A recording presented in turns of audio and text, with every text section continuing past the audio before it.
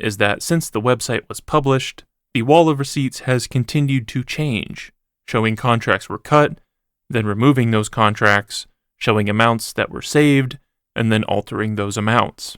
The New York Times found a contract listed as $8 billion in savings was actually just $8 million in savings. After the Times reporting, the amount was fixed to the accurate number of $8 million. Then, a contract with a listed savings of $1.9 billion was added to the wall of receipts, but it was found that the contract was actually canceled during the Biden administration.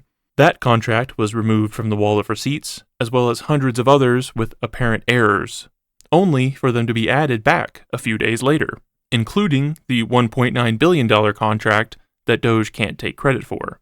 And in March, 123 contracts were changed to show higher savings than they were previously listed as. This is transparency in a way, transparency that shows how chaotic and imprecise DOGE was working.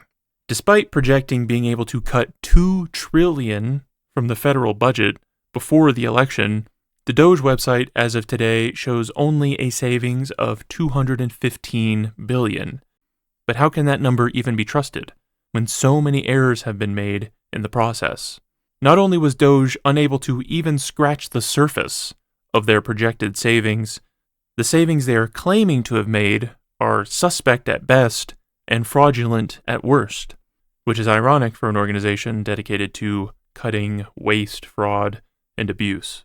Shortly after inauguration, Republicans began working on a budget bill that would determine government spending and tax policy under the Trump administration.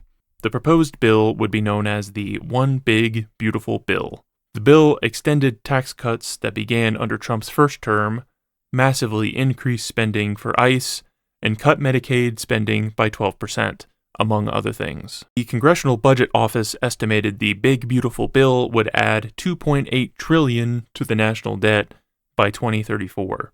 Elon Musk's stated mission with DOGE was to decrease the national debt, so he was obviously unenthused about the bill's deficit dwarfing any impact his savings might have had. As a special government employee, Musk's time as advisor to the president was limited to 130 days. The limit was reached at the end of May 2025, with Musk getting an official send-off from the Oval Office.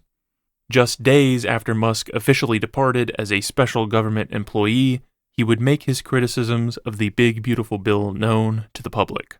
In an interview with CBS that aired on June 1st, Musk had this to say about the bill. So, I was disappointed to see the massive spending bill, frankly.